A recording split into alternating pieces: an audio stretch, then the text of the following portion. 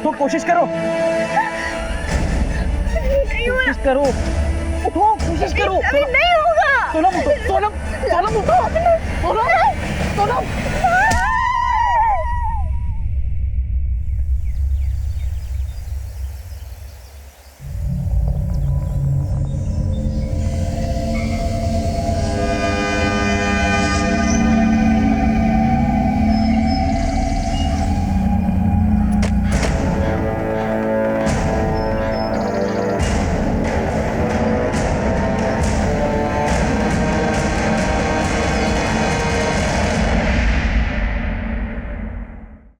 Sir ये तो जिंदा है।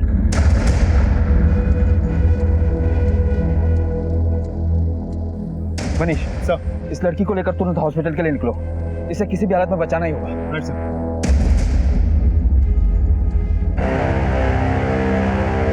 सर ये देखिए खून, हत्या के लिए शायद यही पत्थर इस्तेमाल किया गया था, वहां पड़ा हुआ मिला। इस पत्थर को फौरन लैब में टेस्ट के लिए भेजो। पता नहीं कि बारिश के बाद फॉरेंसिक टीम को इस पर कुछ मिलेगा भी या नहीं।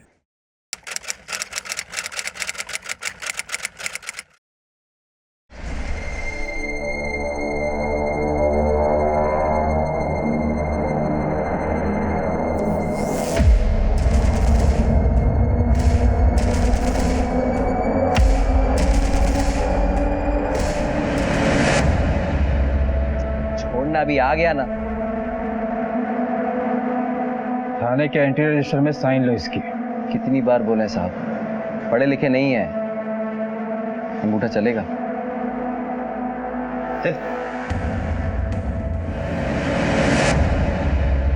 राकेश बहुत ही संकी किस्म का आदमी है। आज से 12 दिन पहले इसने एक रविंद्र नाम के शख्स की बड़ी बेरहमी से हत्या की थी। गिल्टी फील करना तो दूर, चेहरे पर शिकन तक नहीं है इसके। जब तक सोनम राकेश को आइडेंटिफाई नहीं कर लेती, हम उसे मुजरिम नहीं कह सकते। तो सोनम इस केस में इकलौती चश्मदीद है जिसे ये पता है कि रविंद्र को किसने मारा था। पर जब वो हमें मिली थी तब उसकी हालत बहुत ही ज्यादा खराब थी। वैसे सोनम कैसी है? सर मैंने डॉक्टर्स की एक टीम को सोनम के घर पर भेजा था। उनका कहना है कि सोनम की हालत पहले से काफ़ी बेटर है। अगर हम चाहें तो सोनम का स्टेटमेंट अभी रिकॉर्ड कर सकते हैं।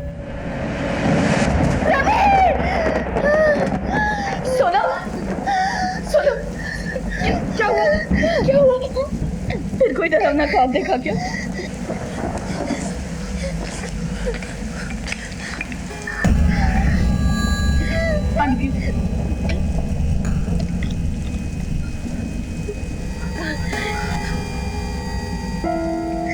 सुनो, संभालो अपने आप को। हम तुम्हारा दर्द सिर्फ समझते नहीं, महसूस भी करते हैं। आखिर हम रवि की माँ हैं।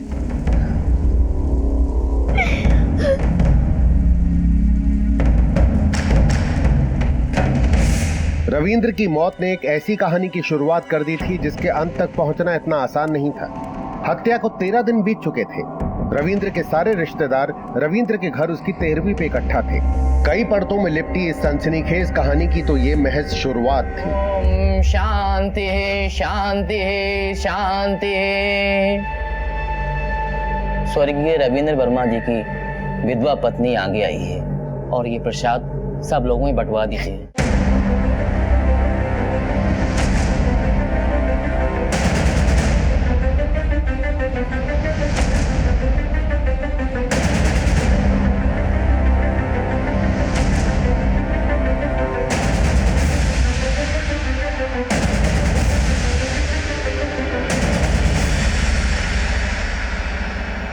रचना, सोनम, तुम दोनों ये प्रसाद सब लोगों में बांट दो।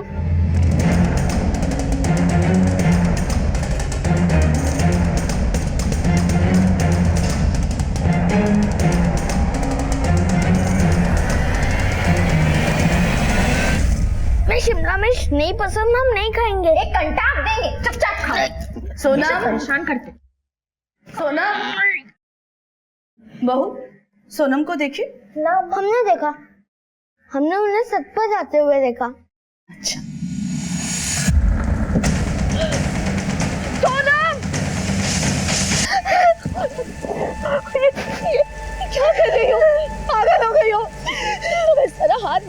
पत्नी। रवि के कातिल को हम ही सजा दिलाना चाहते हैं।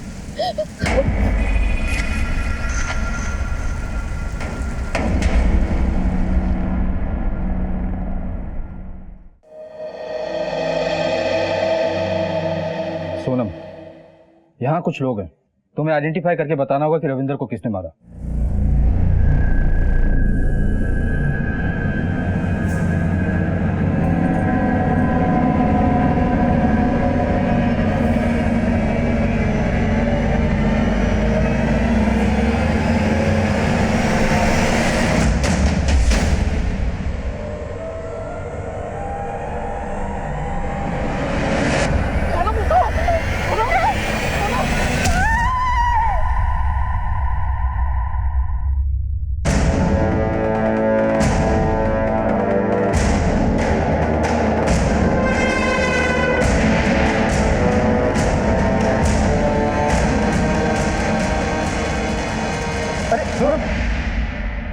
सर लगता है अभी भी ट्रॉमा में है।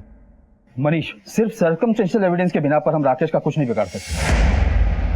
सर सिर्फ सोनम का बयान ही राकेश को कोर्ट में मुजिम साबित कर सकता है, लेकिन सोनम की हालत तो खुद ही। सर कहीं ऐसा तो नहीं कि सोनम जानबूझ के राकेश को आइडेंटिफाई करने से बचाने की कोशिश कर रही है? पर वो ऐसा क्यों करेगी?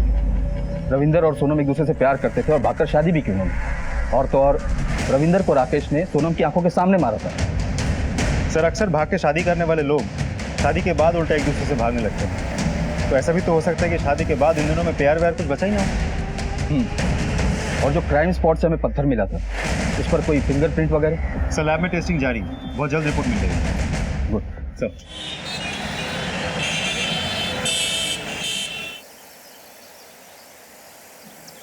नाटक किया है तुमने पुलिस के सामने। अरे तुम तो चाहती नहीं हो कि राकेश को सजा हो। तुम ऐसे कैसे कह सकती हो? उसने हमारे रविंद्र को मारा। रविंद्र सिर्फ हमारे हैं, तुम्हारे नहीं। और वैसे भी उन्हीं की तरह धोखा देना तुम्हें भी अच्छे से आता है, कभी भी पलट सकती हो तुम। अर्चना, तुम हमारे बारे में ऐसा कैसे बोल सकती हो? हम दोनों तो फ्रेंड्स।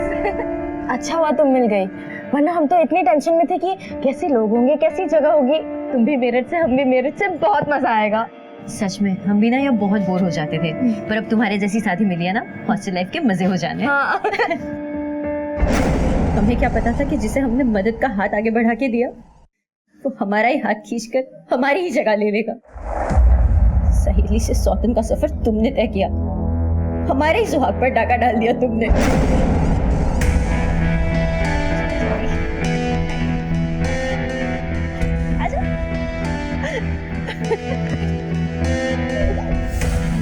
ये हमारी रूम। सोनम, अरे आपको कैसे पता? अरे रचना हर वक्त तुम्हारे बारे में तो बात करती है। अच्छा रचना, चलो हम चलते हैं वरना फिल्म के लिए लेट हो जाएगा। बाय। अच्छा सुनो सुनो, हम साथ में फिल्म देखने चले। अरे ये तो और भी बढ़िया हो जाएगा।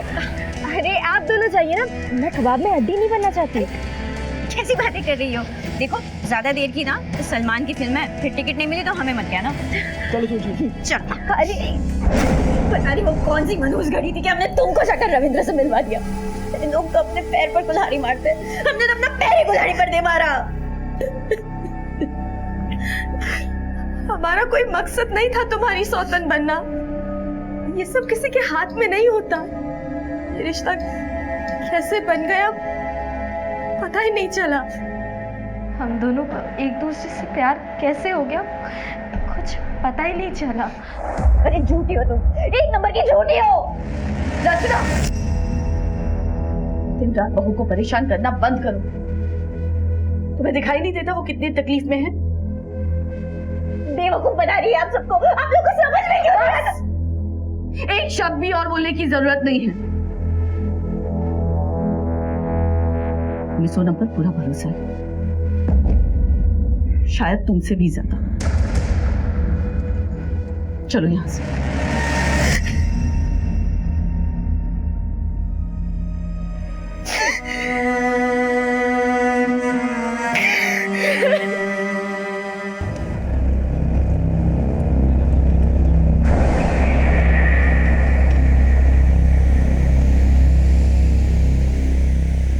साहब गाड़ी रोको ना, थोड़ा हल्का होना है। चुपचाप बैठे रहे। सब हल्का होना है, रोको ना। बोला ना चुपचाप बैठ गाड़ी के अंदर।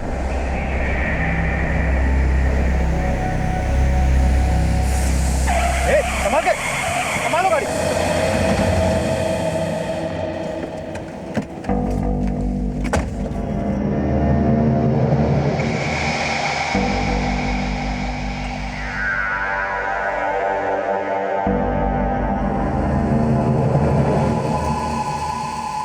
लगता है किसी की प्लानिंग है, किसी ने जानबूझ के कीले फेंक रखा है। सब अलर्ट हो जाओ, मैं एक्स्ट्रा फोर्स मंगवाता हूँ।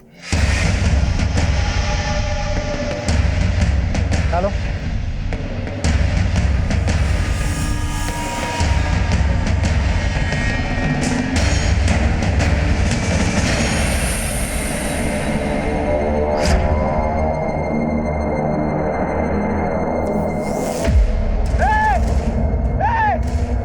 पॉइंट पे रखो इसको, देखता हूं मैं।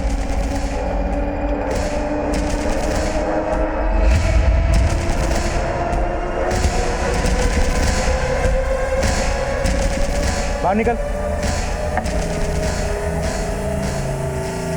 गाड़ी क्यों रोका? सर मैं तो बस यहाँ से निकल रहा था, मैंने आपको देखा बंदूक के साथ तो मैं डर गया था सर, इसलिए गाड़ी रुकवा दी। इसे नाम नंबर लो।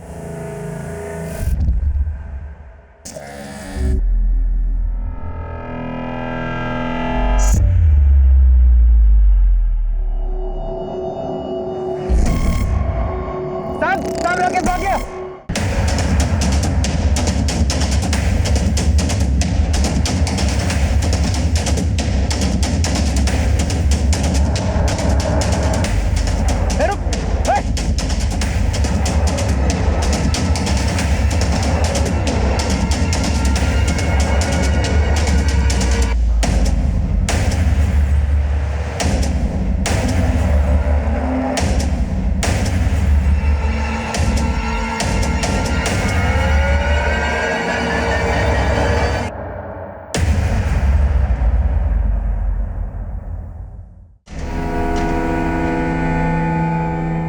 जी आपने हमारे लिए इतना जोखिम उठाया, ये एहसान कैसे चुकाएंगे हम आपका?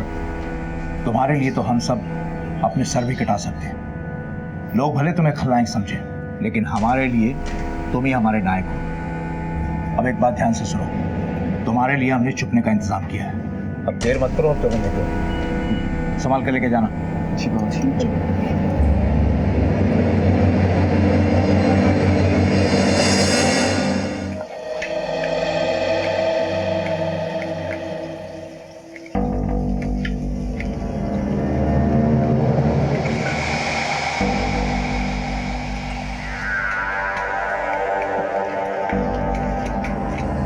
सब्जियों पे गुस्सा निकालने से सब ठीक हो जाएगा क्या? आप यहाँ क्यों आइए?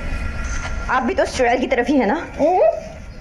ना ना ना, हम सिर्फ पैसे की तरफ हैं, और इस घर में पैसा तो सिर्फ अम्मा के हाथों में है। और अम्मा सोनम के खेमे में है, यानी आप हाथ उल्टा करके उसी नाक को पकड़ रही है ना?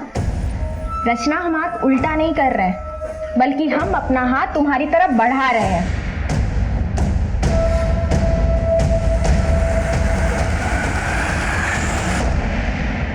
मनीष, ये 100% राकेश के लोगों का किया हुआ है। हो ना हो, इसका मास्टरमाइंड भूपेंद्र सिंह ही होगा। इससे पहले भी राकेश को बेल दिलाने के लिए उसने अपने समाज के लोगों के साथ बहुत बड़ा तमाशा किया था। राइट सर, मुझे भी ऐसे ही लगता है। इस चाल से भूपेंद्र ने कोई बाजी तो नहीं मारी है, लेकिन हाँ, इस खेल की अगली चाल में इलाका भले ही उनका हो, पर इस बार धमाका हमारा ही होगा।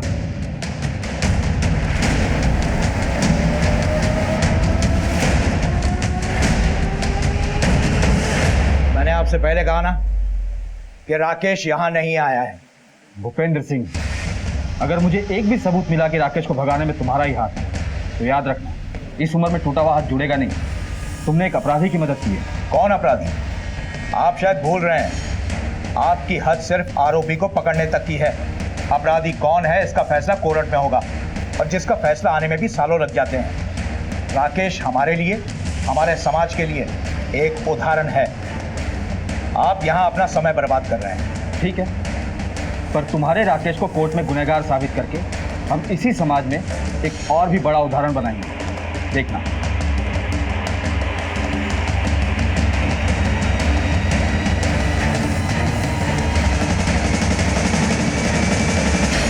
सर, इस भूपेंद्र सिंह की शक्ल देखी लगता है हमसे कुछ छिपा रहा है। 2 कांस्टेबल से कहो इस पे 24 घंटे नजर रखें। इसके एक एक सेकंड की डिटेल चाहिए मुझे। सर, आप एक्सक्यूज मी। हेलो, हाँ ठीक है, हम अभी पहुंचते हैं। सर, खबरी गुड्डू का कॉल था। सोनम के एरिया में राकेश को देखा गया। चलो,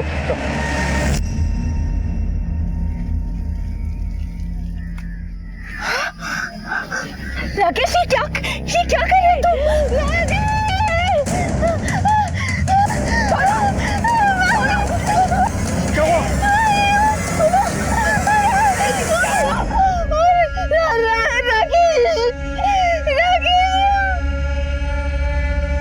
संभालो इसे छोड़ेंगे नहीं हम। तो तुम लोग देख क्या रहे हो? ले जाओ इसे अंदर।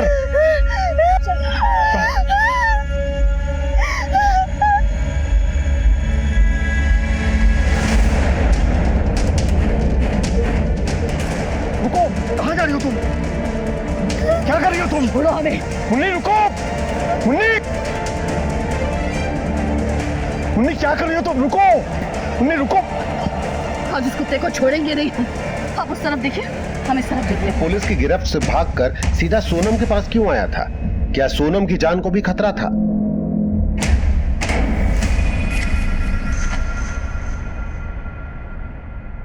सही तो किया उसने। ये विधवा थोड़ी ना है। रविंद्र की पहली, हमारा मतलब रविंद्र की पत्नी सिर्फ हम हैं, और उसके बाद एक मर्द की जिंदगी में चाहे कितनी भी औरतें आ जाए। पता है ना शालू दीदी, ऐसी औरतों को क्या कहते हैं?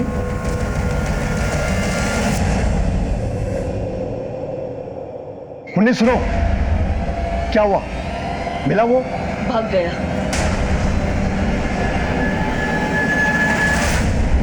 घर का कोना कोना छान मारो, जाकर ऊपर देखो। सर, आसपास अच्छे से चेक किया, लेकिन राकेश कहीं नहीं है। लगता है वो भाग निकला है। शायद ये राकेश शहर छोड़कर भागने की फिराक में है। शहर के सारे एग्जिट पॉइंट की चेकिंग बढ़ा दो और इस राकेश की फोटो हर जगह सर्कुलेट कर दो। सर, देखिए मुन्नी जी, इस तरीके से कानून अपने हाथ में नहीं लेना चाहिए था आपको। आप प्लीज ऐसा दोबारा न करें। हमने कोई कानून अपने हाथ में नहीं लिया है। इस बंदूक के कागज है हमारे पास। हम राकेश की तरह अपराधी नहीं हैं। और आपको क्या लगता है जिस आदमी ने हमारे बेटे को मार डाला उसके सामने हम आरती की थाली लेकर जाए?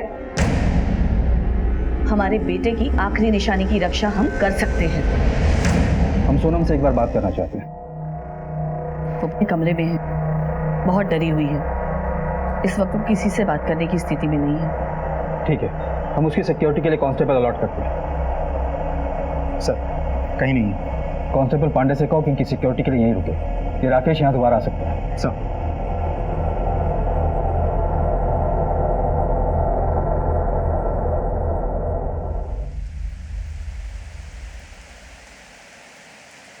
मुन्नी, हमें लगता है तुम सोनम की तरफदारी कुछ हद से ज्यादा ही कर रही हो। हाँ, मानते हैं वो अच्छी है, उसके पेट में हमारे परिवार का चिराग पल रहा है, लेकिन हमें रचना के बारे में भी तो सोचना चाहिए। हम रचना से भी उतना ही प्यार करते हैं, पर सोनम की कोख में हमारे घर का चिराग पल रहा है और हम किसी भी कीमत पर रवि की आखिरी निशानी को कुछ नहीं होने देंगे। अम्मा, हम सोनम से बहुत प्यार करते हैं और एक दूसरे के बिना नहीं रह सकते, और उसकी कोख में हमारा अंश पल रहा है।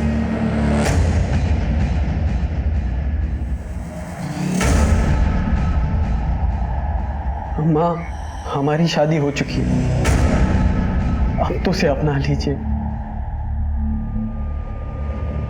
हमें अपना आशीर्वाद दीजिए।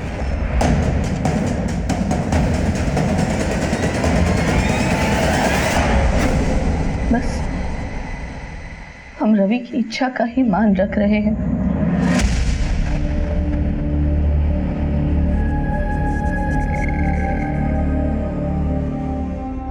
जाओ। सर, राकेश की कोई खबर? सर, अभी तक तो नहीं, लेकिन हमने खबरियों को काम पे लगा दिया। राकेश की फोटो इस शहर के हर पुलिस स्टेशन में सर्कुलेट करवा दिया। सर, भूपेंद्र सिंह पे भी हमने नजर बनाई हुई है। फिलहाल उसके घर की एक्टिविटीज तो नॉर्मल लगता है। राकेश के मिलने के बाद उसे रिमांड पर लेने के लिए हमें एक स्ट्रॉन्ग एविडेंस की जरूरत है। और अब तक राकेश के खिलाफ अगर हमारे पास कुछ है तो हमारी खुद की बनाई हुई थियरीज। जिस पत्थर से रविंद्र की हत्या हुई थी उससे कुछ हाथ लगा? नहीं सर, आज ही फॉरेंसिक टीम से मेरी बात हुई थी। उनको उस पत्थर से कुछ प्रिंट्स मिले जिन्हें मिटाने की भी कोशिश की गई थी। फॉरेंसिक टीम ने उन प्रिंट्स को हैदराबाद लैब में टेस्ट के लिए भेजा। थोड़ा वक्त और लगेगा सर। वक्त भी तो नहीं है हमारे पास। नहीं,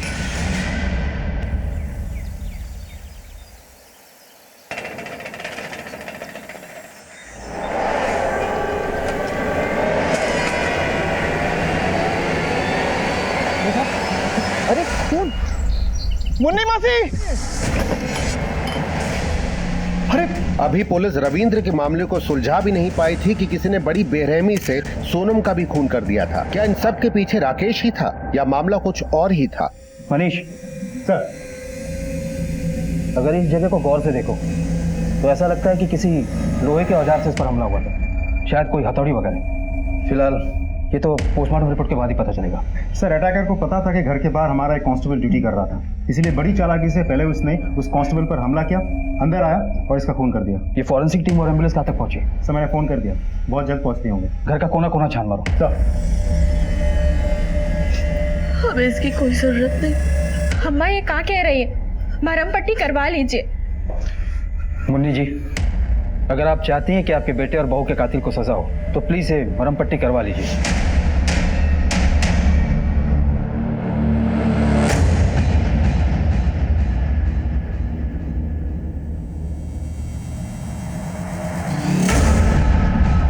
क्या आप बता सकती हैं कि एग्जैक्टली क्या हुआ था?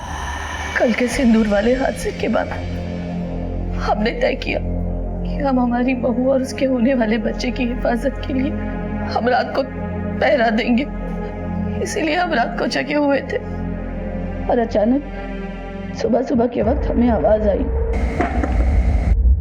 हम बाहर गए तो किसी ने हम पर पीछे से वार कर दिया और जब हमें होश आया तो सब कुछ लुट चुका था।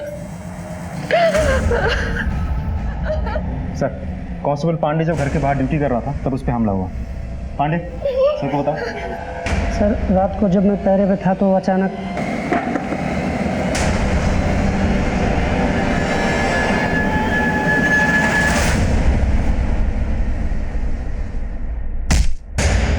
हमलावर का मकसद सिर्फ सोनम को मारना था और उसने मारा और बाकियों को सिर्फ बेहोश किया। तो बात तो बहुत अजीब है। आप लोगों में से किसी ने कल रात कुछ देखा या सुना था? हाँ, हमने देखा था। कल रात को हमें प्यास लगी थी तो हमारी नींद खुल गई। तभी हमने खिड़की से देखा कि किसी की परछाई थी। सर, हमारे कमरे की खिड़की से तो घर के पीछे वाला रास्ता दिखाई देता है। चलिए दिखाइए। हाँ, आइए सर, इस तरफ। सर, ये है। पूरा एरिया अच्छे से छान मारो, जरूर कुछ ना कुछ हाथ लगेगा। सब जाओ।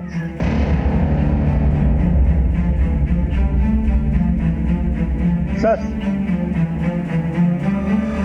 ये देखिए, जूते के निशान।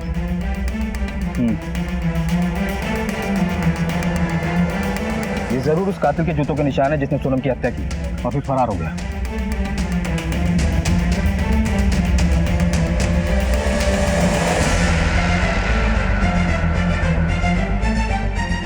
सर 9 नंबर साइज है। सर, आप लोग यही रुकिए, यही रुकिए।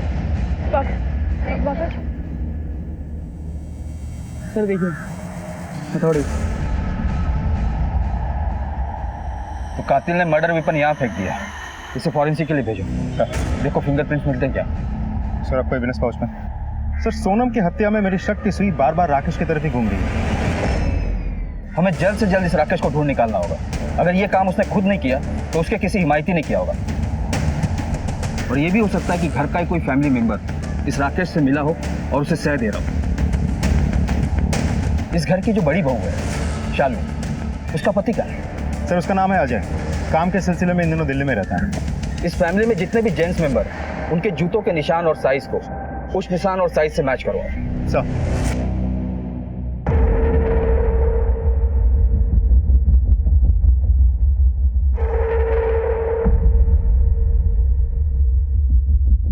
फॉरेंसिक टीम को हथियार से कुछ नहीं मिला। कातिल ने खून करने के बाद बड़ी चालाकी से हथियार को किसी चीज से साफ कर दिया था। मतलब मर्डर वेपन तो हमारे पास है, पर वो हमारे किसी काम का नहीं। Excuse me. हेलो, हाँ, ओके सर। कलबरी चौक के बाइक पेट्रोलिंग पुलिस टीम ने राकेश को उनके एरिया में देखा था। राकेश को? जी सर। उन्होंने जब राकेश का पीछा किया तो पता चला कि वो उसी एरिया के एक सुनसान घर में डेरा जमाए बैठे हैं।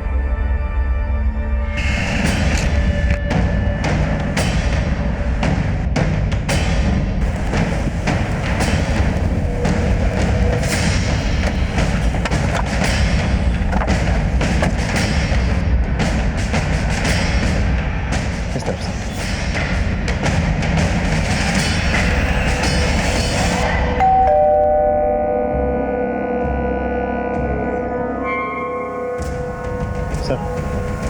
अरे नहीं तो बनाया करो यार।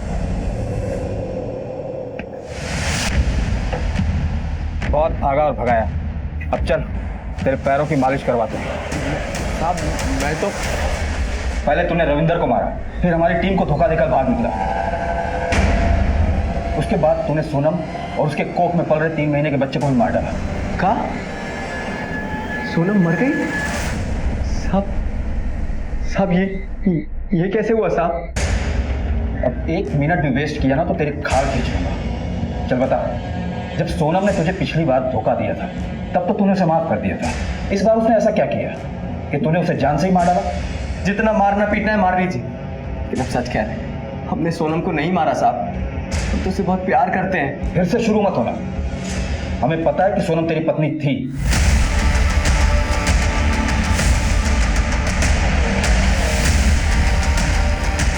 और उसने रविंदर के साथ भागकर शादी कर ली, है ना? हाँ साहब, आप ठीक बोल रहे हैं, लेकिन ये जन्म जन्म के रिश्ते को कोई ऐसे तोड़ता है क्या?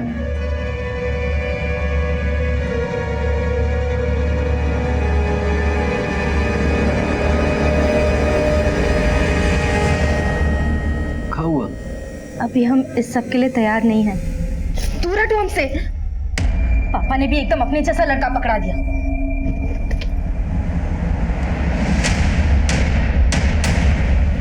हम बाबूजी के यहाँ काम करते थे। बाबूजी हम पर बहुत भरोसा करते थे, इसलिए उन्होंने अपनी बेटी की शादी हमसे करवा दी। पर उससे मेरी रोज अनबन होती थी। सोनम जल्दी से खाना लगाओ, भूख लगी है। हमने बाहर से मंगा लिया है, खाना घर पे नहीं बनाया। क्या मंगवा लिया बाहर से? पनीर हलीमी। किसी रियासत की राजकुमारी हो, घर पे खाना नहीं बना सकती? देखिए हम पढ़ाई कर रहे थे इसलिए नहीं बना पाए खाना। बंद करो ये पढ़ाई वढ़ाई, समझी? और जाके खाना बनाओ। ना उसे कॉलेज भेजते, ना हमारी जिंदगी इतनी उलझती। सोनम के पेट में रविंद्र का बच्चा था। इस बात ने तेरी मर्दानगी को ठेस पहुंचाई, और इसी वजह से तूने पहले रविंद्र और उसके बाद सोनम की हत्या कर दी। हाँ साहब, हमारे तलवे से लेकर तालू तक आग लग गई थी। सर पे चढ़ गया था अपमान, लेकिन इसका मतलब ये नहीं कि हम किसी को मार देंगे। अच्छा, अगर तू इतना ही दूध का धुला है तो हमारे कस्टडी से क्यों भाग निकला था? चलिए साहब, मान लेते हैं कि हमने रविंदर को मारा, तो फिर सोनम ने हमारे खिलाफ गवाही क्यों नहीं दी?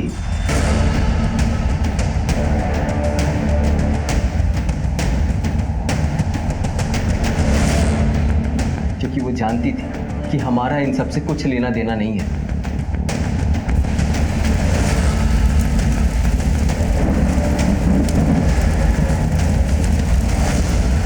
सर, राकेश मौके का फायदा उठा रहा है। उसे पता है कि इस केस की एकलौती चश्मदीद सोनम थी, जो मर गई या मार दी गई है। सर ये फॉरेंसिक रिपोर्ट।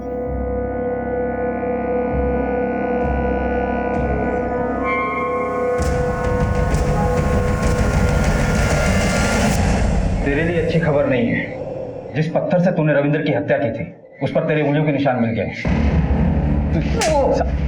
मैंने बोला ना, सच बोल। बताते हैं साहब, सब सच सच बताते हैं। हमने रविंदर को मारा था साहब। ये बता, सोनम को क्यों मारा तूने? नहीं साहब, हमने सोनम के साथ कुछ नहीं किया साहब। हमने तो जानबूझकर उसको जिंदा रखा था ताकि वो रविंदर को खोने का दुख जिंदगी भर झेले। हमारी जिंदगी बर्बाद करके उसे कैसे चैन से रहने देते हैं, इसलिए बार बार उसके पास जाते थे, उसे डराने के लिए। हम उसे भी बेघर करना चाहते थे, तड़पाना चाहते थे। तुझे तो इतने लंबे टाइम के लिए अंदर भेजेंगे ना कि वहां से तू नहीं, तेरी अर्थी बाहर निकलेगी।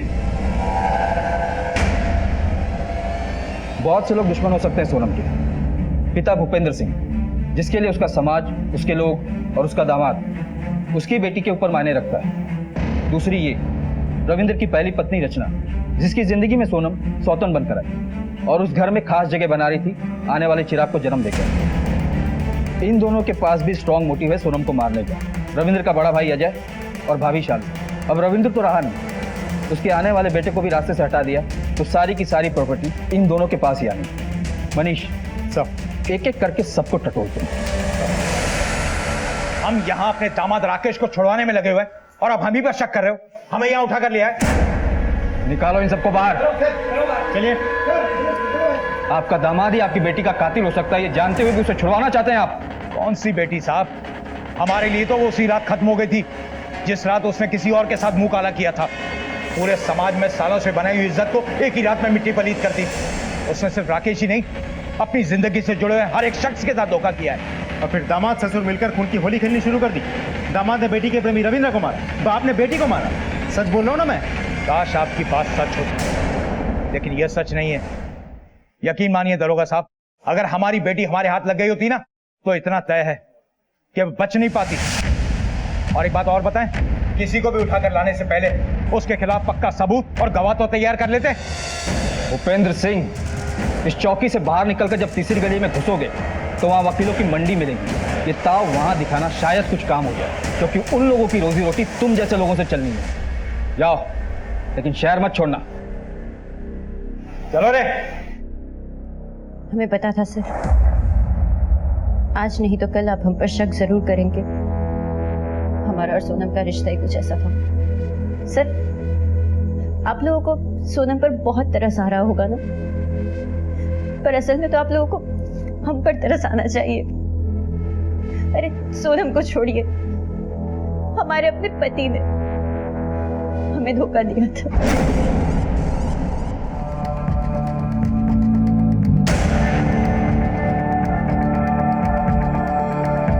सोनम हमारे बच्चे की मां बनने वाली। हमारे पास उससे शादी करने के अलावा और कोई रास्ता भी नहीं।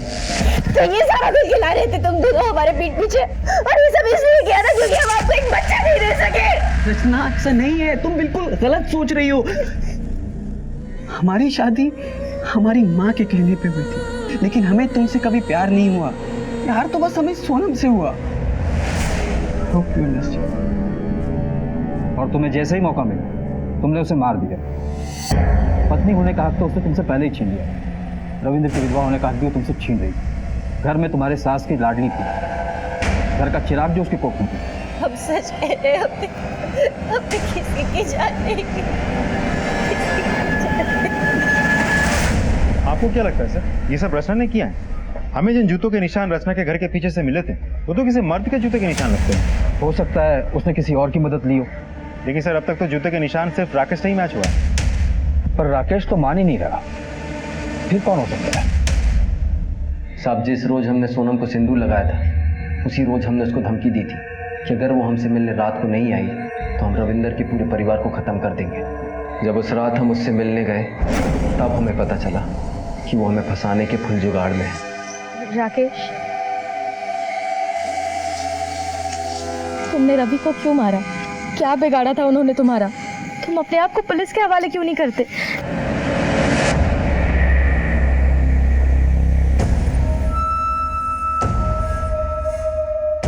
हमको फंसाने की कोशिश कर रही थी। छोड़ेंगे नहीं तुम। साम दाम दंड भेद हम सारे पैतरे अपना चुके थे, यहां तक कि उसकी सास तक को भड़का चुके थे। लेकिन वो थी कि रविंदर की विधवा बन के रहने को तैयार थी, लेकिन हमारे पास आने को तैयार नहीं थी। सर, ये जो प्रॉपर्टी के पेपर्स हमारे हाथ लगी हैं, इससे तो ये लगता है कि रविंद्र का मामला एक रिवेंज स्टोरी है।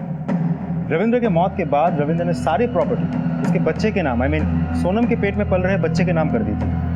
अब रविंद्र के सारे प्लॉट्स, प्रॉपर्टी सब मिला के करीब 2.5 करोड़ की संपत्ति वो अपने पीछे छोड़ के गया था। तो ऐसे भी हो सकता है कि इतनी बड़ी संपत्ति हथियाने के चक्कर में किसी ने सोनम को मार दिया हो। और रविंदर की पहली पत्नी रचना, उसके पास सोनम से नफरत करने का सीधा कारण भी है। उसके आगे पीछे कोई फाइनेंशियल सपोर्ट भी नहीं। और रविंदर और उसकी मां मुन्नी ने सारी प्रॉपर्टी और ज्वेलरी अपने होने वाले चिराग के नाम कर दी और अल्टीमेटली ये सारा का सारा जैकपॉट सोनम के हाथ लगा। Right sir. सोनम के रास्ते से हट जाने के बाद अब ये सारी प्रॉपर्टी शालू और उसके पति के हाथ लगेगी। इंटरेस्टिंग एंगल है मनीष। सर ये आप कहाँ कह रहे हैं? अगर आपको कोई और नहीं मिला तो आप इल्जाम हमारे सर पर ही डाल रहे हैं। पर तुम्हारा पति अजय तो कुछ और ही कह रहा है। सर क्या कहा उन्होंने? यही कि सोनम को मारकर तुमने बहुत दिमाग वाला काम किया। अब तो सारी प्रॉपर्टी तुम लोगों की, रातों रात करोड़पति। आप कैसी बातें कर रहे हैं? शालू ऐसा बोल ही नहीं सकती और हमने तो ऐसा कभी सोचा भी नहीं। अच्छा, पर ये तो सच है ना कि सोनम के मरने के बाद सबसे ज्यादा फायदा तुम दोनों को हुआ है। अब रचना के पास खानदान का वारिस तो है नहीं और तुम्हारे परिवार में वारिस का मतलब करोड़ों की लॉटरी है ना। हाँ सर, आप सच कह रहे हैं। सारी संपत्ति अब हमारे पति और हमारे बेटे के नाम पर ही है। लेकिन सोनम के रहते हुए भी हमारे हाथ में कुछ कम नहीं था। हमें भी ससुराल से बहुत से गहने मिले और साथ ही साथ बहुत सी संपत्ति भी। और सर आपको एक बात बताएं, आप सिर्फ हवा में तीर चला रहे, असली मुजरिम तो कोई और ही है। ये पुलिस का तीर है, हम इसे किसी भी दिशा में छोड़ें घूम फिर कर मुजरिम के पीछे ही लगता है। सर ये लोग तो कुछ कन्फेस करने को तैयार ही नहीं है। मनीष, इस वक्त भले ही हमारे प्राइम सस्पेक्ट ना हो पर हम इन्हें कंप्लीटली इग्नोर भी नहीं कर सकते। सब मुझे समझ में नहीं आ रहा, ये राकेश, रचना, शालू और अजय, इन चारों में से अगर किसी ने भी सोनम को नहीं मारा तो फिर मारा किसने? इस केस की हर गली को छान मारने के बाद ये केस एक भूल भुलैया सा दिखने लगा है मुझे। पर मेरा एक स्ट्रॉन्ग इंट्यूशन कहता है कि इस भूल भुलैया से निकलने का रास्ता ठीक हमारी आंखों के सामने है, पर नजर क्यों नहीं आ रहा। मनीष, एक काम करो,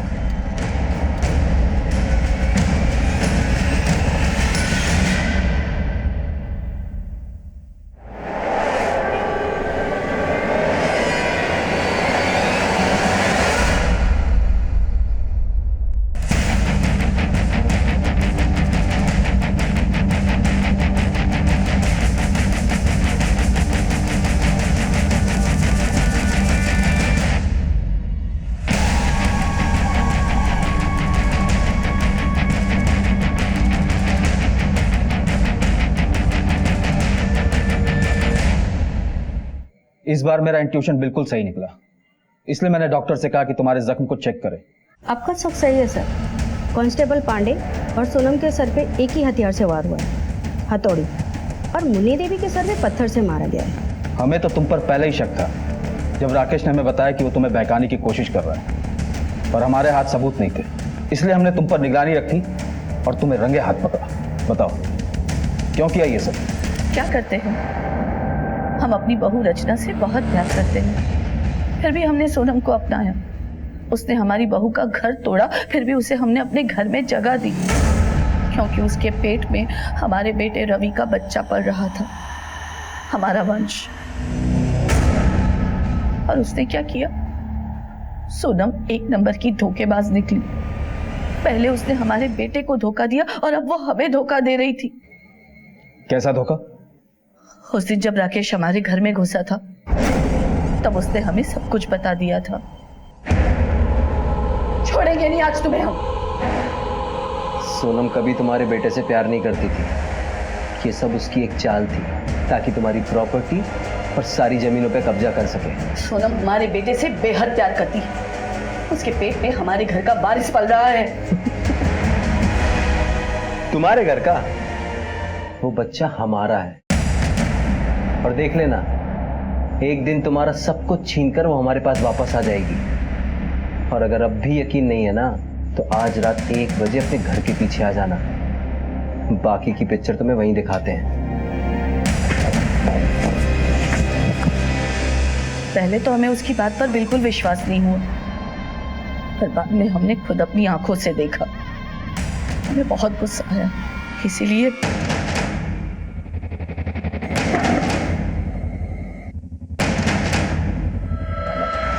सोनम को मारने के बाद वो हथौड़ी हमने घर से बाहर जाकर फेंक दी और वापस घर लौटते समय ये सोचकर कि कोई हम पे शक ना करे, खुद को चोट पहुंचाई और बेहोश होने का नाटक किया। और वो जूते के निशान? वो हम ही ने बनाए थे, रवि के जूतों से। ताकि आपका शक राकेश की तरफ जाए। हम उसे मारना नहीं चाहते थे, पर हमारे पास और दूसरा कोई रास्ता नहीं था। एक रास्ता हमेशा से खुला था, राकेश पर विश्वास ना करने का। सोनम तुम्हारे बेटे रवि को चाहती थी, ना कि राकेश को। उसके कोख में तुम्हारे बेटे का बच्चा था। वो राकेश की शक्ल तक नहीं देखना चाहती थी, उल्टा उसे जेल भिजवाना चाहती थी। उस रात सोनम राकेश से सिर्फ इसलिए मिली ताकि तुम्हारा परिवार बच सके। आपके बेटे रविंद्र ने सोनम से दूसरी शादी करके अपनी पहली पत्नी रचना से नाइंसाफी की। आपने अपने स्वार्थ में आकर पहले इस रिश्ते को हवा दी और फिर अपनी छोटी सोच में उलझकर उसकी जान ले ली।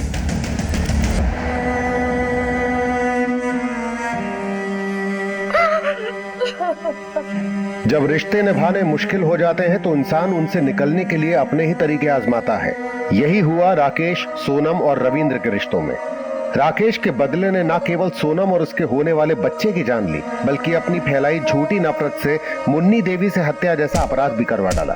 जहां अहंकार, बदला और अहम सर उठाते हैं, वहां उलझे हुए रिश्ते तो छोड़िए, सीधे और सरल रिश्ते भी टूटकर बिखर जाते हैं। देखते हैं हमारे आज के एपिसोड की दूसरी कहानी।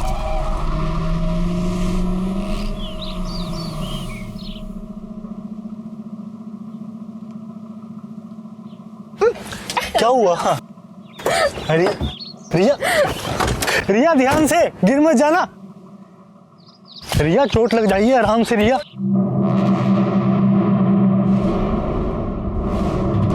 सर, सोशल नेटवर्किंग साइट पे अनुजा गायकवाड़ नाम की लड़की का प्रोफाइल मिला है। 25 साल की है जैसा। ये देखिए, इसके हाथ पे भी सिमिलर टैटू है। कोरेगांव की सॉफ्टवेयर कंपनी में काम करती है और बेसिकली कोल्हापुर की रहने वाली है। सर, ये पोस्टमार्टम रिपोर्ट है। सर, रिपोर्ट के मुताबिक लड़की की उम्र 20 से 25 साल है। सर, मौत 2 मार्च दोपहर 1 से 4 के बीच में हुई। सर पर किसी भारी चीज के वार से, और पैर मौत के बाद काटा गया। किसी बड़े हथियार से नहीं, 10 इंच के एक छोटे चाकू से। सर, हड्डियों में कुछ फ्रैक्चर और थाइस पर कुछ चोटों के निशान भी है। मौत के 5-6 घंटे बाद बॉडी को जलाने की कोशिश की गई है। मतलब सबसे पहले सर पे वार करके मारा गया, उसके बाद बॉडी के टुकड़े टुकड़े करके डिस्पोज करने की कोशिश की, लेकिन जब वो कर नहीं पाया तो बॉडी को जला के डिस्पोज करने का फैसला किया। सर, फॉरेंसिक टीम को डेड बॉडी के कपड़ों पर कुछ बाल भी मिले हैं, जिसे टेस्ट के लिए भेज दिया गया है। सेक्सुअल असॉल्ट है? नहीं सर, पर एक बात समझ नहीं आ रही कि मौत के 5-6 घंटे बाद तक बॉडी को जलाने के लिए इंतजार क्यों किया। हो सकता है पेट्रोल का इंतजाम करने में उसे वक्त लग गया। सरोदय सर, क्राइम स्पॉट के आसपास के जितने भी पेट्रोल पंप्स हैं, पता करो वहां पर किसी ने लूज पेट्रोल खरीदने की कोशिश की है क्या? और ये जो सोशल मीडिया पे तुमने प्रोफाइल दिखाई, उस लड़की की कंपनी का नाम मेंशन है? हाँ सर।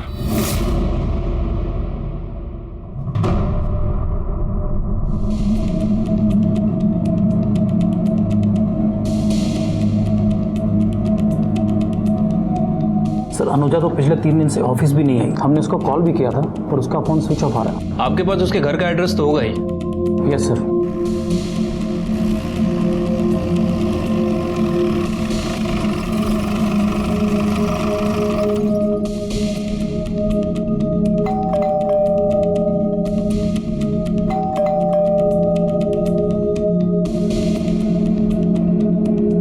बगल में पूछते हैं।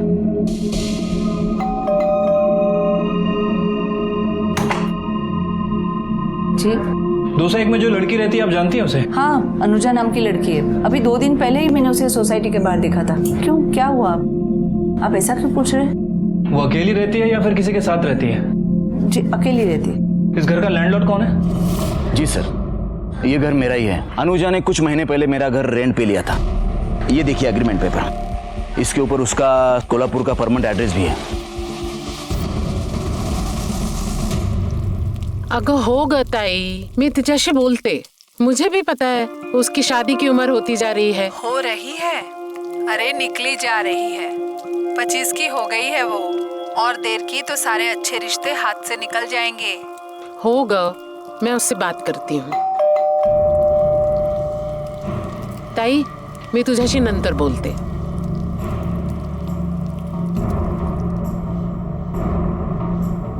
जी, आप अनुजा की माँ हैं? हाँ, क्यों?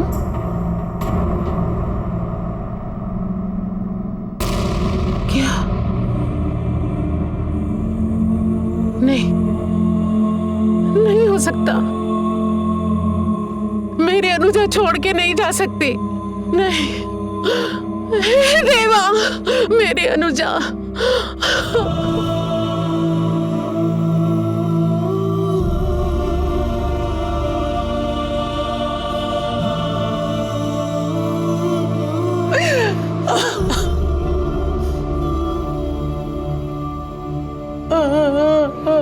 देखिए, मैं समझता हूँ कि ये सवाल जवाब करने के लिए सही समय नहीं है, लेकिन अनुजा को जल्दी न्याय मिले इसके लिए कुछ बातें करना जरूरी है। आपने पिछले दिनों में अनुजा की बिहेवियर में कोई बदलाव देखा था, या ऐसी कोई बात जो अनुजा ने आपसे कही हो? नाही, सगळं चांगलं होतं। 2 मार्च के दोपहर में तो हमने फोन पे इतनी बातें की कि पूछो मत। वो बहुत खुश थी, हमेशा की तरह बहुत खुश थी। अनुजा के दोस्तों के बारे में जानती हैं आप? कौन है, कहाँ रहते हैं? 2 सहेलियां है उसकी, एक रितु और पायल। अनुजा से आखिरी बार बात कब हुई?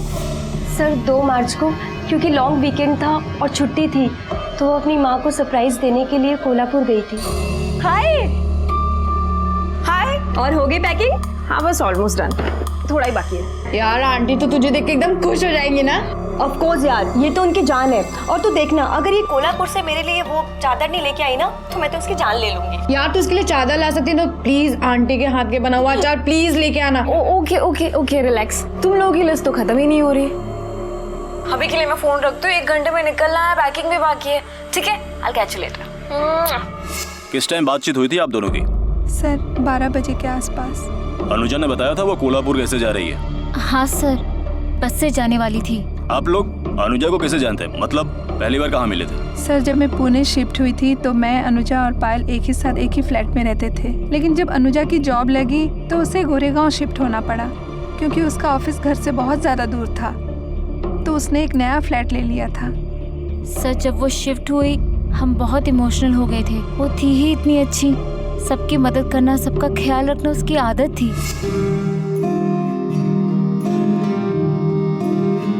पायल, पायल उठ जा, चल खाना खा ले। धीरे।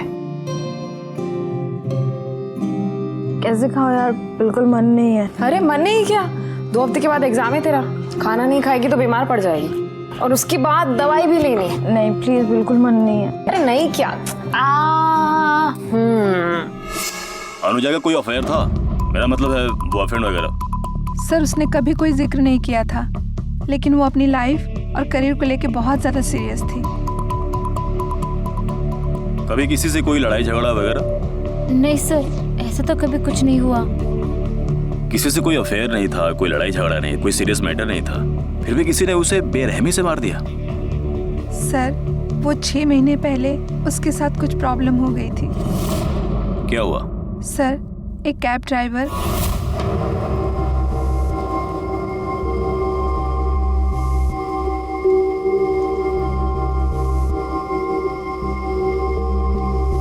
सुबह भी तुम ही आए थे ना पिक करने के लिए? कमाल है, जब भी कैब बुक करती हो तुम ही आ जाते हो। खैर छोड़ो, चलो।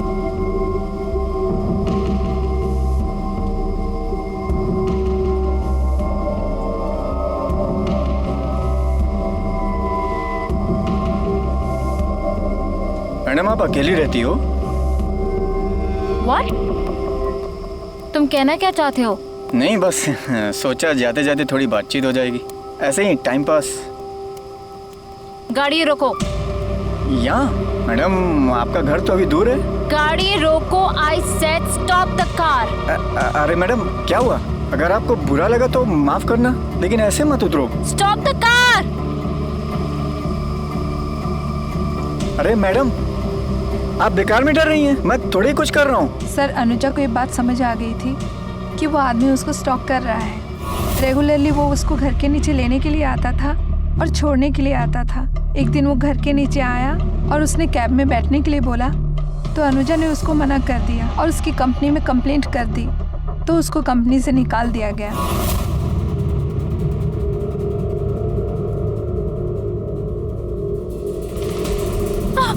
तुम मेरे खिलाफ कंप्लेंट क्यों किया?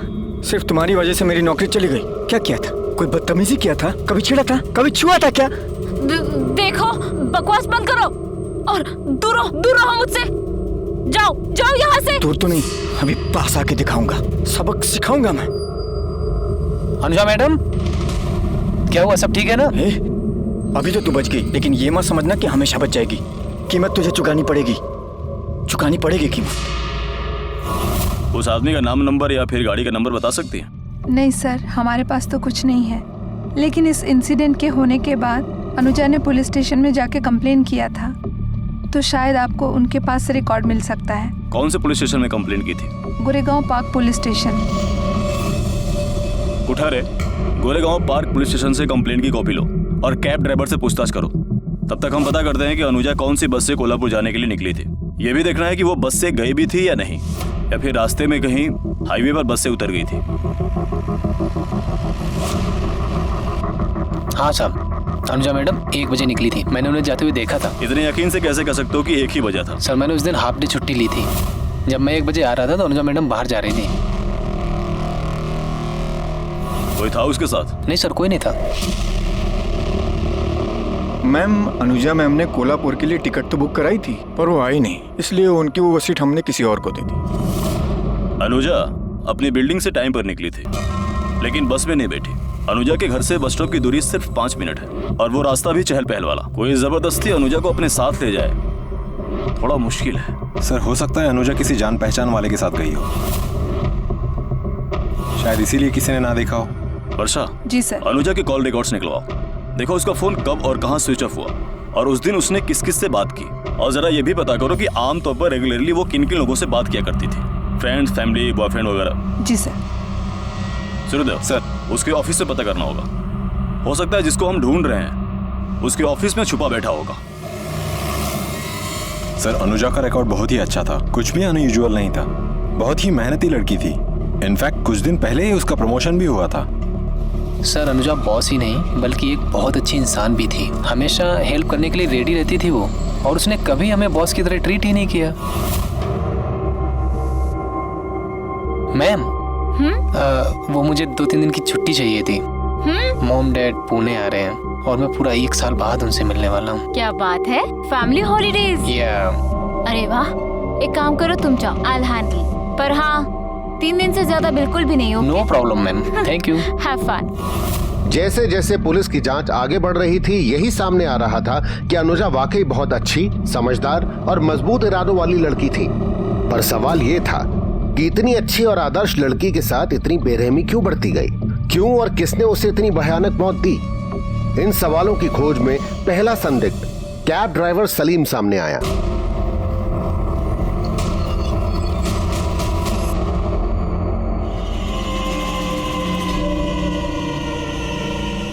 साहब, इसे पहचानता है? ये साहब, इसने फिर से कंप्लेन किया क्या मेरे खिलाफ? कब से इसकी शक्ल तक नहीं देखा हूँ साहब। तभी वो सामने कान पकड़ के माफी मंगवाया था साहब। अब क्या करूं? आप मेरे को फांसी पे लटका दो, तभी इसको शांति मिलेगी। तो उसके बाद मिला नहीं तो उसको? नहीं साहब। फिर ये कैसे हो गया? ये क्या साहब? ये क्या? मेरे को क्या मालूम ये कैसे हो गया साहब? ज्यादा चालाक मत बन, समझा? तेरी कंप्लेन की तुझे कंपनी से निकलवा दिया, इसलिए उसको मार दिया। मार दिया मतलब?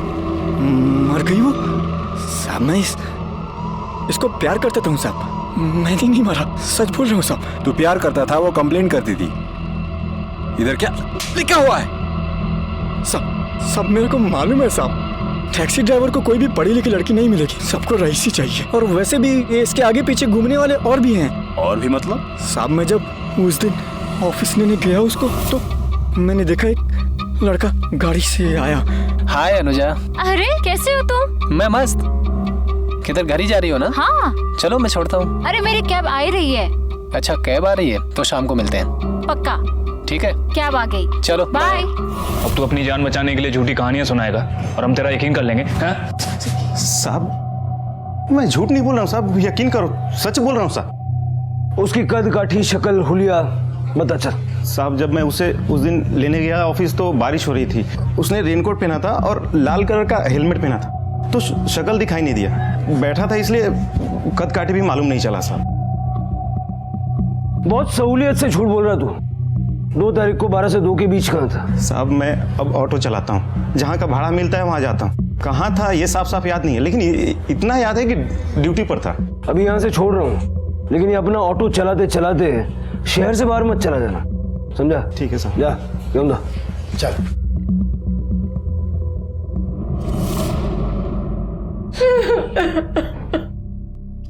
निर्मला नको ग रडू,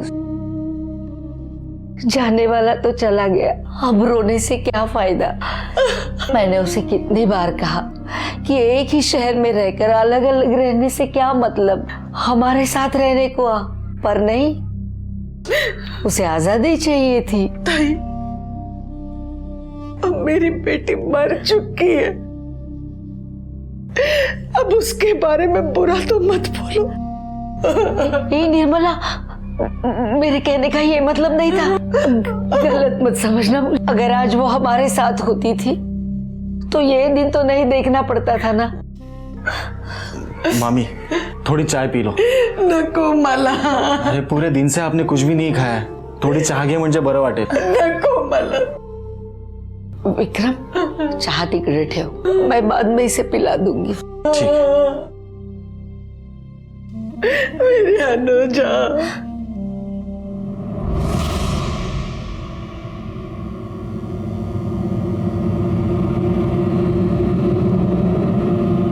सर ये अनुजा के कॉल रिकॉर्ड हैं, इनमें हमने कुछ नंबर मार्क किए हैं जिसमें उनकी मर्डर वाले दिन 1-2 दिन पहले और लगभग रोज बात हुआ करती थी। बुलाओ इन सबको पूछताछ के लिए। जी सर। 28 फरवरी को रात को 8 बजे आपने अनुजा को फोन किया, क्यों? सर मैं एक सैलून चलाता हूँ, अनुजा मेरी कस्टमर थी, उसका हेयर कट का अपॉइंटमेंट था, वही कंफर्म करने के लिए कॉल किया था। हेयर कट का अपॉइंटमेंट कंफर्म करने के लिए 5 मिनट तक बातचीत? सर सैलून चलाने के लिए हम नए नए पैकेजेस इंट्रोड्यूस करते हैं, ऐसा ही एक पैकेज के बारे में मैं उसे बता रहा था, इसलिए टाइम लग गया। साहब मैं अनुजा मैडम की बिल्डिंग में हमेशा किराने का सामान डिलीवरी करने जाता था। कभी देखा उसके घर में किसी को? साहब मैंने तो किसी को देखा नहीं है। पिछले कुछ महीनों में तुमने अनुजा को काफी कॉल्स किया, क्यों? सर वो मेरी कलीग थी, एक ही ऑफिस में काम करते। तो अपने सारे कलीग्स को ऐसे रात को 10, 11, 12 बजे फोन करते हो? नहीं सर, वो कलीग से ज्यादा अच्छी दोस्त थी। मैंने पहले भी बताया था, मुझे कुछ भी प्रॉब्लम होती थी तो मैं उसी के साथ डिस्कस करता था। सर वो मेरे लिए दोस्त से भी बढ़कर थी। तुम्हारी बातों से लग रहा है कि तुम और अनुजा काफी क्लोज थे। नहीं सर, मेरा मतलब है कि मेरे लिए बहन जैसी थी वो। 2 मार्च की दोपहर को कहाँ थे? वो मेरी गर्लफ्रेंड प्राची के साथ लोनावला में था। यस सर, मैं और अभिषेक वीकेंड पे लोनावला में थे। अभिषेक को बचाने के लिए झूठ बोल रही हो? नहीं सर, हम सचमुच लोनावला में थे। सर इन तीनों की फोन लोकेशन के हिसाब से सलीम उस दिन क्राइम सीन के आसपास नहीं था, और सर अभिषेक और प्राची लोनावाला में थे। सर बावजूद इसके मुझे लगता है इन्हें सस्पेक्ट लिस्ट से नहीं हटाना चाहिए। सर हो सकता है ये कॉन्स्पिरेसी हो, जानबूझकर फोन की लोकेशन कहीं और की शो की गई हो। You have a point Sarode. Abhishek ने अनुजा को जितने कॉल्स किए और जितनी देर बातें की, उससे मुझे लगता है कि दोनों का अफेयर था, और अभिषेक ये बात प्राची पे खुलने नहीं देना चाहता। लेकिन समझ में ये नहीं आ रहा है कि अगर अफेयर था तो कभी अनुजा ने अभिषेक को फोन क्यों नहीं किया? सर डेड बॉडी पर मिले हुए बालों की फोरेंसिक रिपोर्ट आ गई है। सर रिपोर्ट के मुताबिक अनुजा के अलावा उस बॉडी पर 3 अलग अलग लोगों के बाल मिले हैं, और बालों की लंबाई लगभग 20 इंच से ज्यादा है। सर उनमें से एक बाल ब्लॉन्ड हेयर भी है। मतलब अनुजा को मारने वाली 3 औरतें थी। सर मुझे लगता है कि हमें अनुजा की माँ, उसके फ्रेंड और उसके कलीग से पूछताछ करनी चाहिए कि आखिर ये ब्लॉन्ड हेयर वाली लड़की कौन हो सकती है, और उसका डीएनए मैच कर सकते हैं। सरोदे उसका कोई फायदा नहीं, क्योंकि ये सिर्फ एक सर्कमस्टेंशियल एविडेंस है, कोर्ट इसको एक्सेप्ट नहीं करेगा, और डीएनए की रिपोर्ट आने में टाइम भी काफी जाएगा। अगर हम इस बात को लेकर पूछताछ करते हैं तो हो सकता है कि हम किलर को अलर्ट कर दें। हमें इस केस को रिविजिट करना पड़ेगा, क्योंकि फॉरेंसिक की रिपोर्ट के हिसाब से इस केस की थियरी बदल गई है। अब हमें एक नहीं बल्कि 3 औरतों को ढूंढना है जिन्होंने या तो गैंग बना के या प्लानिंग करके अनुजा का खून किया। अब समझ में ये नहीं आ रहा है कि इन 3 औरतों के पास अनुजा जैसी लड़की को मारने का मोटिव क्या हो सकता है। अनुजा अच्छी खासी जॉब करती थी, अच्छा खासा पैसा कमाती थी, हो सकता है कि ये पैसा उसकी मौत की वजह बना हो। जेलसी, इतनी छोटी उम्र में इतनी कामयाबी, इतना पैसा, उससे जलने वाले लोग तो जरूर होंगे। सरोदे इन 3 औरतों को हमें किसी भी हाल में ढूंढना होगा। अनुजा की बॉडी पर मिले 3 अलग अलग औरतों के बाल ने इस केस को उलझा दिया था। पुलिस ने नए सिरे से छानबीन शुरू की और अब पुलिस को तलाश थी उन महिलाओं की जिनका अनुजा से झगड़ा या दुश्मनी हो सकती थी, या फिर कोई दोस्त जिसने अपने अंदर दुश्मनी पाल रखी थी। फिलहाल पुलिस ब्लॉन्ड हेयर यानी कि सुनहरी बाल वाली लड़की की तलाश में जुट गई थी। सर मैंने उसकी 2 फ्रेंड के अलावा किसी और लड़की को यहाँ पे नहीं दिखा। एक जो ब्लॉन्ड हेयर कलर वाली है और दूसरी उसकी दोस्त। ये ब्लॉन्ड हेयर मतलब ये? हाँ यही है। तो जिस दिन अनुजा यहाँ से गई, मेरा मतलब 2 मार्च को, उस दिन ये लड़कियाँ यहाँ आई हो या आसपास कहीं आपने देखा हो? सर वो तो पता नहीं, मैं अंदर थी। सर लड़कियों में मुझे याद आया, हमारी एक एम्प्लॉय थी जिसे अनुजा ने ड्रग्स लेते हुए ऑफिस में पकड़ा था।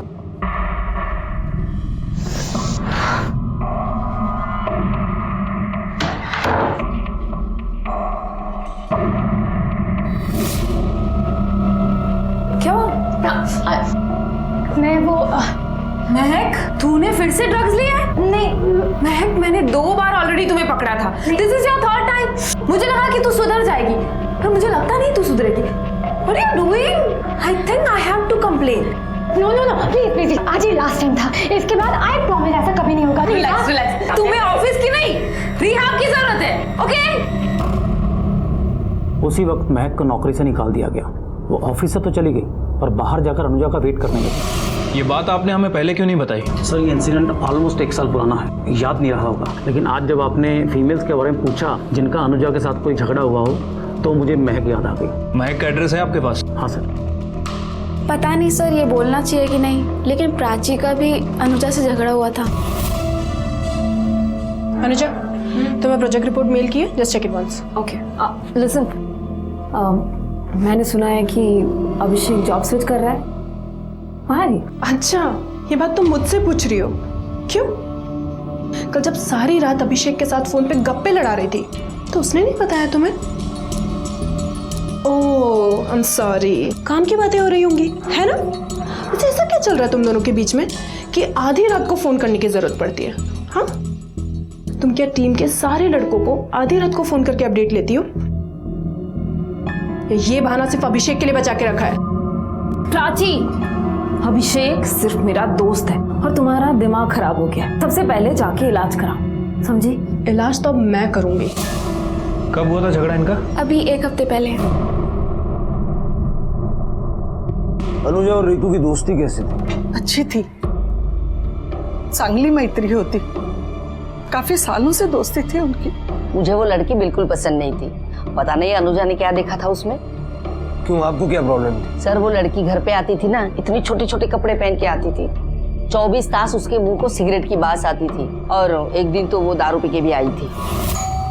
बेल बाज लीजा, देखती रुको। हाय रितु, हाउ आर यू? कैसी है तुम? एकदम। मैं चलती हूँ। नमस्ते आंटी। क्यों कर रही है? सर वो पायल अच्छी लड़की है, पर रितु कुछ गड़बड़ लड़की है। दोस्ती के नाम पर उसने अनुजा से कितने सारे पैसे उधार लेके रखे थे। कितने लिए होंगे? साहब दोस्ती वाला छोटा मोटा हिसाब रहा होगा, और क्या।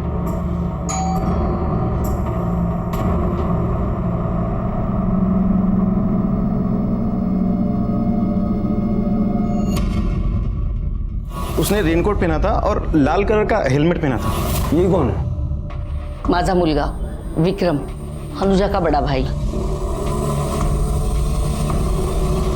आखिरी बार अनुजा से कब मिले थे? साहब याद नहीं, काफी टाइम हो गया, 2-3 हफ्ते पहले मिले होंगे। तेरी गर्लफ्रेंड अनुजा को पसंद नहीं करती थी, फिर भी तू उसको फोन करता क्यों? प्राची की जगह वो ज्यादा पसंद आने लग गई थी? नहीं सर, कैसी बात कर रहे हैं आप? ऐसा कुछ नहीं था। वो एक्चुअली प्राची पागल हो गई थी, हम दोनों पर शक कर रही थी, नजर रख रही थी हम पे, इसीलिए मैंने ऑफिस में अनुजा के साथ बात करना भी कम कर दिया था। बट नहीं, प्राची समझने को तैयार ही नहीं थी। बल्कि सच ये था कि अनुजा से दोस्त के नाते मैं अपनी पर्सनल प्रॉब्लम पे एडवाइस लिया करता था। अनुजा ये भी कहती थी कि उसके साथ प्यार से बात कर, उसको प्यार से समझा। बट नहीं, प्राची का शक बढ़ते ही चला गया। एक दिन मेरा मोबाइल फोन भी चेक किया उसने, और उसके बाद अनुजा के साथ झगड़ा किया। सर अगर मुझे उन दोनों पर डाउट था और मैंने जाके उससे कन्फ्रंट किया तो इससे ये कैसे साबित होता है कि मैंने इसको खून किया है? सबूत है हमारे पास। आपकी हेयर स्टाइल बहुत अच्छी है। इनके बाल का सैंपल लेके फॉरेंसिक में भेजो। Yes sir. प्राची को देखकर लगता है कि वो गुस्से में कुछ भी कर सकती है, लेकिन खून कर सकती है ये मान लेना थोड़ा सा मुश्किल है। सर हमारी फॉरेंसिक टीम ने क्राइम सीन पे ब्लॉन्ड हेयर डिस्कवर किया है और रितु के बाल भी ब्लॉन्ड हैं। लेकिन रितु के पास क्या मकसद हो सकता है ये समझ नहीं आ रहा है। सरोदे, रितु ने जो पैसा अनुजा से लिया था वो रीजन हो सकता है। या तो रितु पैसे लौटाना नहीं चाहती थी या लौटा नहीं पा रही थी और अनुजा पैसों के लिए रितु पे कांस्टेंट प्रेशर बना रही हो सकता है इसीलिए शायद रितु ने अनुजा का खून कर दिया। एक काम करो, अनुजा का बैंक स्टेटमेंट चेक करो और ये बता करो कि इन टोटल रितु ने अनुजा से पैसे कितने लिए थे और वो ड्रग एडिक्ट लड़की महक, उसके बारे में पता करो। ठीक है सर।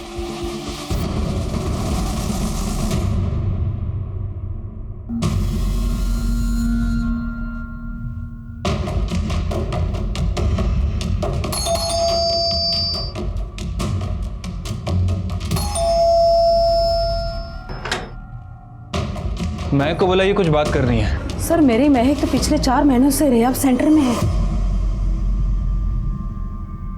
सर मैंने रिहैब सेंटर में पता किया है, महक पिछले 4 महीनों से वहीं पे है।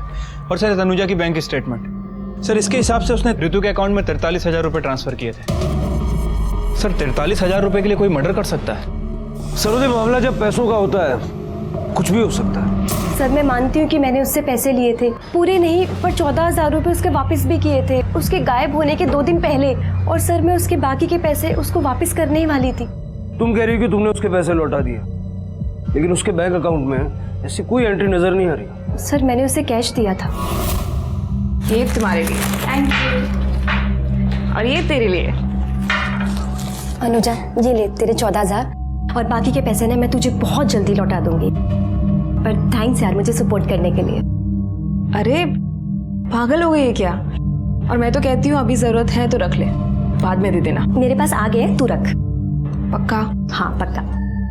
ठीक है। सर मैं भी वही थी, इसने मेरे सामने ही उसे पैसे दिए थे।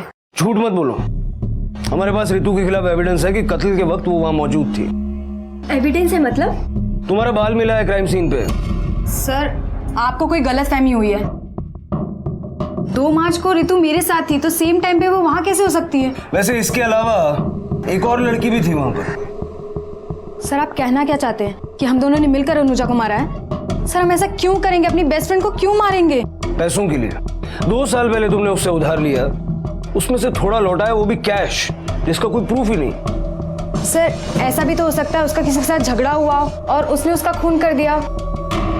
उसकी एक्स कलीग जिसे उसने ड्रग्स लेते हुए देख लिया था और ऑफिस से भी निकाल दिया गया था उसे। वो उसे कुछ दिन पहले मिली भी थी, उसने उसको धमकियां भी दी, शायद उसने मारा हो। तू क्या बताएगी सबको? मैं बताऊंगी सबको कि तेरी असलियत क्या है। जो करना है वो कर, समझी? मेरे पास मत आ।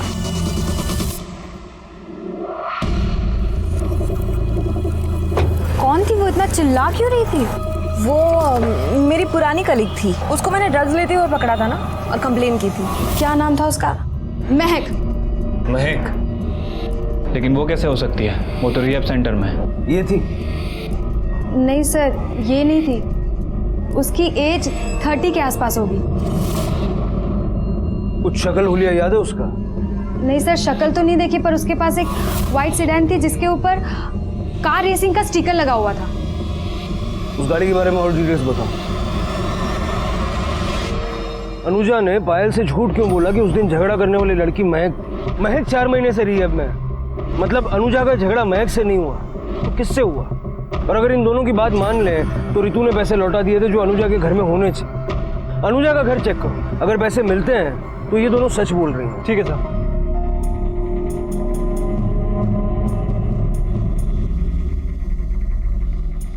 साहब पैसे नहीं मिले। पुलिस के लिए रितु और पायल अहम संदिग्ध थे। रितु ने अनुजा के पैसे वापस किए, उसका कोई ठोस सबूत नहीं था। और क्या वाकई अनुजा ने पायल से उस औरत के बारे में झूठ कहा था, या ये भी रितु और पायल की बनाई कोई कहानी थी? पर पुलिस गाड़ी पे लगे स्टिकर के स्केच को दिखाकर अनुजा के ऑफिस और घर के आसपास पूछताछ कर रही थी। मैडम देखा तो लगता है पर हमारी सोसाइटी का नहीं है। इस गाड़ी को पहचानते हो? हाँ साहब, ये तो अपना 403 वालों की गाड़ी लगती है। 403?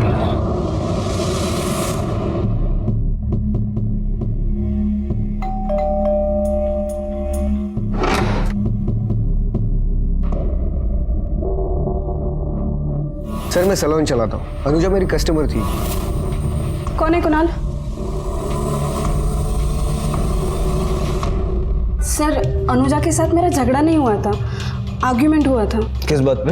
एक्चुअली उस दिन वो सैलून में आई थी हेयर कट के लिए। पहले तो ठीक ठीक बोलती रही और बाद में बोलने लगी कि उसके बाल खराब हो गए।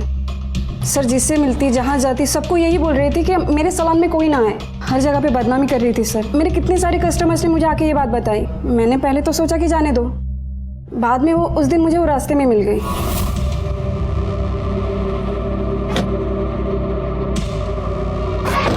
अनुजा तुम्हारी प्रॉब्लम क्या है? तुम छोटे शहर से हो, तुम्हें हेयर कट की अक्ल नहीं है, इसमें मेरे सैलून की क्या गलती है? तुम क्यों बोल रहे हो सबको कि मेरा सैलून खराब है? क्यों नहीं बोलूं मैं? तुम्हें बाल नहीं घास काटनी चाहिए। देखा मैंने कि तुमने कैसे बाल काटे थे। तुम्हें पैसे दिए, तुमसे बाल कटवाए, उसके बाद दूसरे सैलून में गई, वहां पे भी पैसे दिए और फिर से सुधरवाया। इस बार तो बोल रही हूँ, नेक्स्ट टाइम मैं ऑनलाइन रिव्यू डालूंगी, समझी? तुम्हें क्या लगता है मैं तुमसे डर जाऊंगी? तुझे जो करना है वो कर ले, समझी? जब तुमसे बातचीत हुई तो तुमने हेयर कट के अपॉइंटमेंट के बारे में बताया, लेकिन ये नहीं बताया कि उसका तुम्हारी बीवी के साथ झगड़ा भी हुआ था। सर मुझे नहीं लगा कि वो बात इतनी जरूरी थी। हमें आपका एक बाल चाहिए। बाल? क्यों सर? बॉडी पर हमें एक बाल मिला है, उसके साथ आपके बाल का डीएनए मैच करके देखना चाहते हैं। सर उसमें मैच क्या करवाना? मैं खुद बता रही हूँ, शायद वो बाल मेरा ही हो। मतलब सर जब मुझे पता चला कि अवनी और अनुजा के बीच झगड़ा हुआ है, सारी चीज़ें नॉर्मल करने के लिए मैंने अनुजा को एक फ्री सेशन ऑफर किया था, क्योंकि सर मुझे अपना बिजनेस भी बचाना था सर। और उसी दिन वो सुबह सैलून पे आई थी और हो सकता है कि अवनी का बाल उसके कपड़ों पर गिर गया हो। सुबह कितने बजे आई थी? 11 बजे सर। सैलून का सीसीटीवी फुटेज है आपके पास? सॉरी सर, अभी सैलून में सीसीटीवी लगा नहीं है। सर अगर अनुजा और अवनी के बीच लड़ाई सिर्फ हेयर कट को लेकर हुई थी तो अनुजा ने पायल से झूठ क्यों बोला? वो मेरी पुरानी कलीग थी, उसको मैंने ड्रग्स लेते हुए पकड़ा था ना। और अगर उसके बाद भी उस दिन अनुजा पार्लर गई थी तो ये बात इन लोगों ने हमें पहले क्यों नहीं बताई? जब हमने इनसे हेयर सैंपल की बात की तो बोलते हैं कि अनुजा उस दिन पार्लर आई थी। अगर ये सच बोल रहे हैं तो इट इज क्वाइट पॉसिबल कि इनकी पार्लर से ही वो बाल अनुजा के कपड़ों पे लगे हों।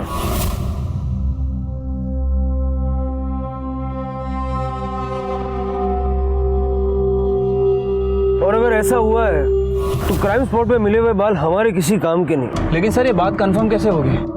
क्योंकि उस दिन वॉचमैन हाफ डे पे था, 1 बजे के बाद ड्यूटी आया था। उसने भी अनुजा को कहीं बाहर जाते हुए नहीं देखा। अनुजा की लिफ्ट में सीसीटीवी कैमरा है, उसका फुटेज निकलवाओ, पता चलेगा वो 11 बजे घर से बाहर निकली थी या नहीं। ठीक है सर।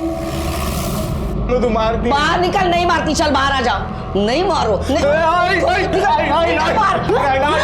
मत मारना। तुझे तो पैदा होते ही मार देना चाहिए था।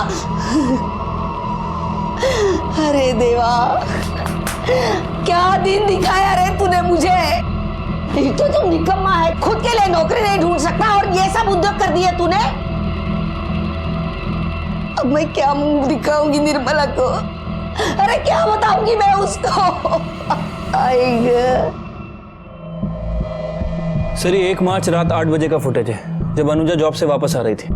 और सर ये देखिए, अगली सुबह 11:30 बजे तक उसने लिफ्ट यूज नहीं की, और जब यूज की तो नीचे जाने के लिए नहीं बल्कि ऊपर आने के लिए। मतलब अनुजा नीचे उतरी तो थी लेकिन उसने लिफ्ट नहीं यूज की। 2nd फ्लोर पे रहती थी, हो सकता है अक्सर सीढ़ियों का इस्तेमाल किया करती होगी।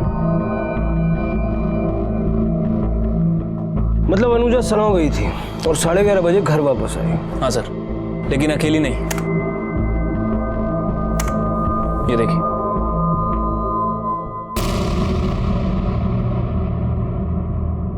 ये तो विक्रम है। तूने बोला था कि अनुजा से तू हफ्तों से नहीं मिला, लेकिन 2 मार्च को अनुजा के घर गया था कि नहीं गया था? हाँ सर, मैं 2 तारीख को अनुजा के घर गया था। क्या करने गया था? सर मैं बहुत दिनों से नौकरी की तलाश में था। आई भी मुझे दिन रात ताने मारती थी, इसलिए मैं अनुजा के पीछे पड़ा था कि वो उसके ऑफिस में मेरी बात करवा दे, लेकिन उसने साफ मना कर दिया। उसने कहा कि उसके ऑफिस में पढ़े लिखे लोगों की ज़रूरत है, ना कि मेरे जैसे 10वीं फेल। उस दिन भी मैं उससे रिक्वेस्ट करने गया था कि वो कहीं मेरी सिफारिश कर दे। अच्छा वो तो आ गया। एक्चुअली मैं कोल्हापुर जा रही थी। आई के लिए कुछ अगरबत्तियाँ लेनी है, तो मुझे मार्केट तक छोड़ दे। हाँ छोड़ता हूँ। सुनना, मुझे एक एक्सपीरियंस लेटर चाहिए था जॉब के लिए। पर मेरा लेटर थोड़ी चलेगा, तूने कहा मेरी कंपनी में काम किया है। अरे ड्रायव्हरच्या जॉबसाठी पाहिजे, जस्ट फॉर्मॅलिटीज के लिए। अच्छा ठीक है, हो जाएगा, चल जा अभी जा। Thank you. मैं उसके घर गया और उसने मुझे लेटर भी लिख के दिया था। तो जब इतनी बात थी तो ये पहले क्यों नहीं बताया? सर वो उस दिन। क्या हो गया? वहाँ ड्रॉअर में पेन पड़ा होगा, दो। अभी लाता हूँ।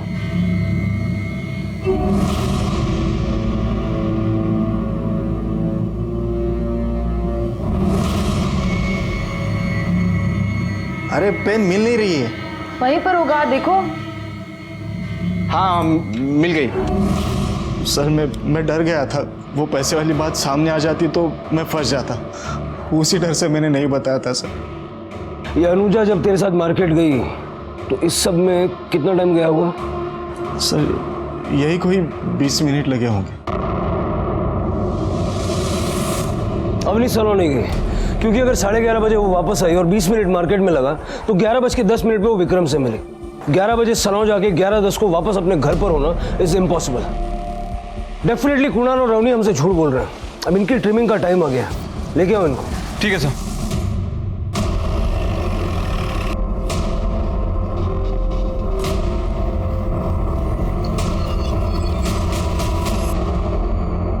सर उस दिन जाने से पहले अनुजा आई थी सैलून में।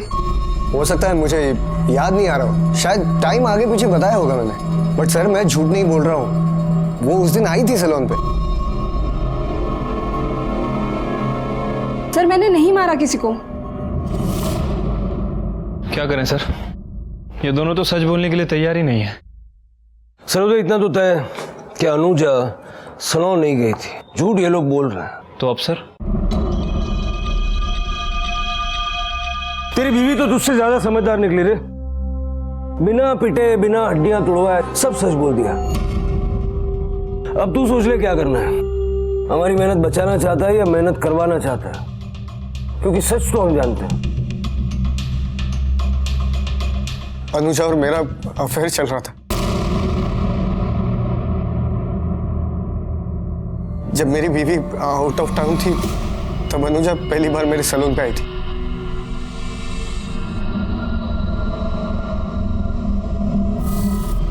मैंने उसे बताया नहीं मैं शादीशुदा और मैं उसे डेट करने लगा। फिर तेरा नंबर उसकी कॉल लिस्ट में कैसे नहीं है?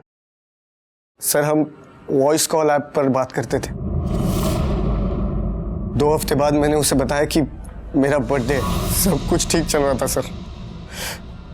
पर एक दिन उसे मेरे सैलून से पता चला कि मैं शादीशुदा। वो मुझे धमकियां देने लगी, कहने लगी तेरी बीवी को बता दूंगी, पुलिस कंप्लेंट कर दूंगी, बर्बाद कर दूंगी तुझे। अनुजा की धमकियों से कुणाल बहुत डर गया था।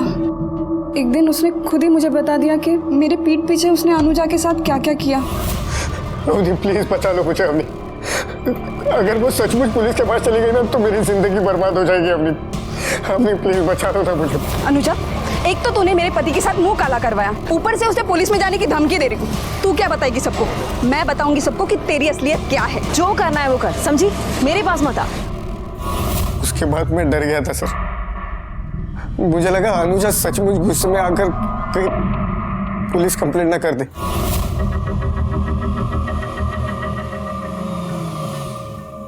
अनुजा कहीं ड्रॉप कर दूं प्लीज? नहीं। अनुजा देखो, अनुजा मुझे लगता है हमें बैठकर एक बार बात कर लेनी चाहिए। देखो अवनी बहुत गुस्से में है। वो तुम्हारे लैंडलॉर्ड से बात करने और तुम्हारी माँ का नंबर निकालने में लगी पड़ी है। हमें बात करके ये प्रॉब्लम सॉल्व कर लेनी चाहिए। इसके लिए तुम अलग से टाइम मत निकालो, रास्ते में बात कर लेंगे और प्रॉब्लम सॉल्व कर लेंगे। प्लीज मेरी बात मानो ना, प्लीज चलो ना। आ जाओ आ जाओ आ जाओ, मैं रखता हूँ, आ जाओ।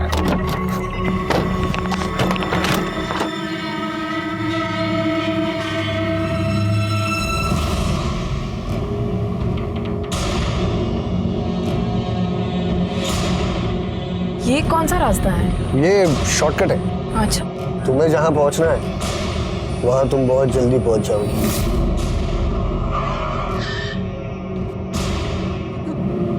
सर जब ये अनुजा पार्लर गई ही नहीं फिर वहां पे बाल कैसे आया?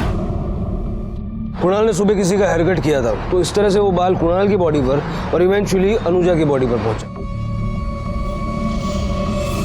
पुलिस ने कोर्ट में कुणाल के खिलाफ चार्जशीट दाखिल की। पुलिस ने अनुजा को न्याय दिलवाने में अपना फर्ज बखूबी निभाया, पर एक मां की गोद हमेशा के लिए उजड़ गई। एक मक्कार आदमी ने उसके जीने की एकमात्र उम्मीद उससे छीन ली थी। सपनों की उड़ान हर जिंदा दिल इंसान भरना चाहता है। ऐसा इंसान जी तोड़ मेहनत करता है उनमें रंग भरने के लिए। आदि जाऊंगे, चल। आई अभी नहीं, थोड़ी देर बाद, अब रख दो।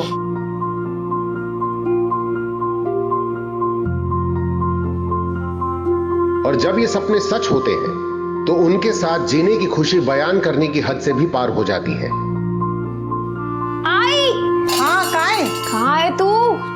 हाय आई। अरे अरे अरे अरे मैं गिर जाऊंगी ना। आशीर्वाद आशीर्वाद। काय झालं? हाय, पुणे इंस्टीट्यूट मास्टर्स में मुझे एडमिशन मिल गया है। क्या? आज मैं बहुत खुश हूँ बेटा। और ऐसे जिंदगी का एक नया सफर शुरू होता है।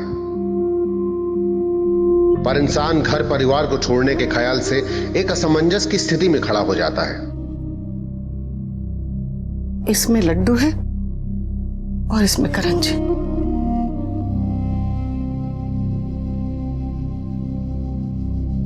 आई, मैं एक काम करती हूँ, मैं कोल्हापुर में ही एडमिशन ले लेती हूँ।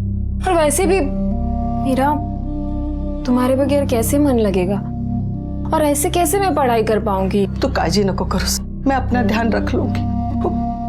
तुम लोग क्या बोलते हैं, वीडियो चैटिंग? हाँ, रोज हम लोग वीडियो चैटिंग करेंगे, बहुत बातें करेंगे। तुम बस मन लगाकर पढ़ना।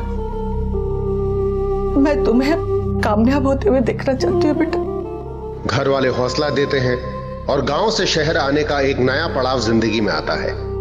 ऐसा ही पड़ाव इस लड़की की जिंदगी में भी आया। सब कुछ अच्छा चल रहा था, माँ बेटी दोनों इस नई सफलता से बेहद खुश थे, लेकिन होनी को शायद कुछ और ही मंजूर था। क्राइम पेट्रोल के ऐसे ही मजेदार एपिसोड्स देखने के लिए हमारे चैनल को सब्सक्राइब करें